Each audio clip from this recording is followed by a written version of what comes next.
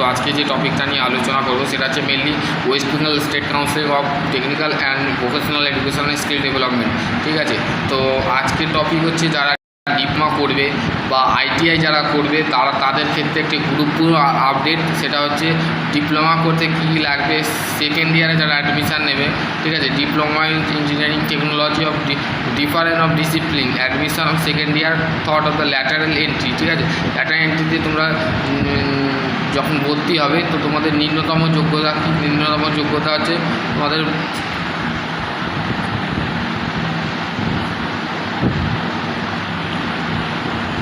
ন্যূনতম যোগ্যতা আছে মাধ্যমিক পাস। ঠিক আছে, মাধ্যমিক পাস করলে বা তুমি যদি 12 পাস করে থাকো, ঠিক আছে, 12 যদি পাস করে থাকো সেক্ষেত্রেও তুমি এখানে আবেদন করতে পারবে বা তুমি এখানে অ্যাপ্লাই করতে পারবে। ঠিক আছে, এবং হচ্ছে তোমাদের ওয়েবসাইট হচ্ছে, দেখো এখানে দুটো ওয়েবসাইটের নাম দিয়েছে। এই ওয়েবসাইট হচ্ছে তোমাকে খুলতে হবে SCBT BSE West Bengal government in. ঠিক আছে, এখানে তোমাকে কিন্তু থাকতে হবে। ঠিক আছে, এবং হচ্ছে ragging is a crime of the and punishable of the offence. ঠিক আছে, এখানে ইম্পর্টেন্ট ডেট, মিনিমাম কী লাগবে আমি বলে দিচ্ছি তোমাদের। বেসিক্যালি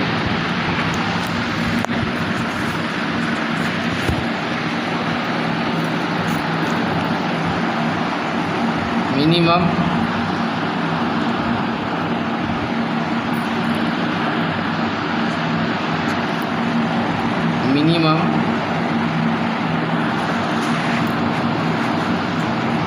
আইটিআইয়ের ক্ষেত্রে শুধুমাত্র 10 পাস করলেই কিন্তু তোমরা অ্যাপ্লাই করতে পারবে, বা 12 পাস করে থাকলেও তোমরা এখানে অ্যাপ্লাই করতে পারবে।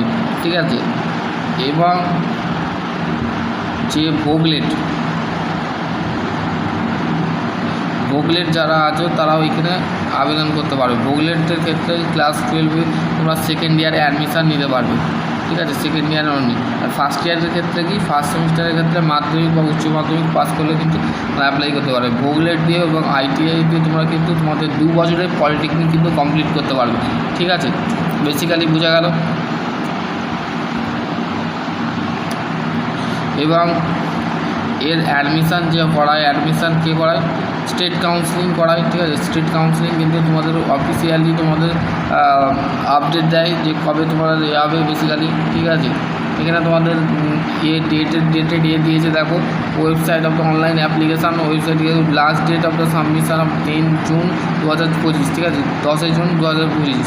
ঠিক আছে, এবং হচ্ছে qualification diploma engineering technology, diploma in pharmacy engineering pharmacy তারা কিন্তু অ্যাপ্লাই করতে পারে। দেখো passes of higher secondary of the 10+2 board of the with of the in either one of the subject of the physics, mathematics, chemistry, computer science and electronics, information technology, biology information practice, এইগুলো qualification লাগবে। No age limit, এই কোয়ালিফিকেশনগুলোতে কোনো বয়সসীমা লাগে না। ঠিক আছে, 2 বছরের ক্ষেত্রে। ঠিক আছে, আশা করছি তোমরা বুঝতে পারবে।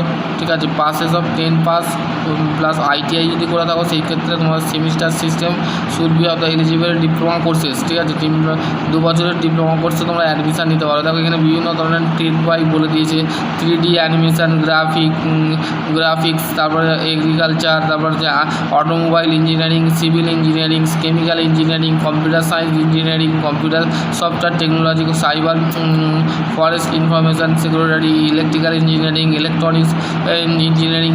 দেখো অনেকগুলো ট্রেড আছে এখানে, যতগুলো যে আমি তোমাদের বলে দিচ্ছি 5টা ট্রেড তোমরা কিন্তু সিলেক্ট করতে পারো। 5টা ট্রেড, ঠিক আছে, 5টা ট্রেড তোমরা সিলেক্ট করতে পারো।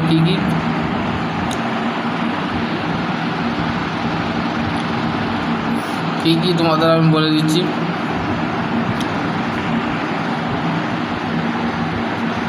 মেকানিক্যাল, ঠিক আছে, সিভিল, তারপরে হচ্ছে তোমাদের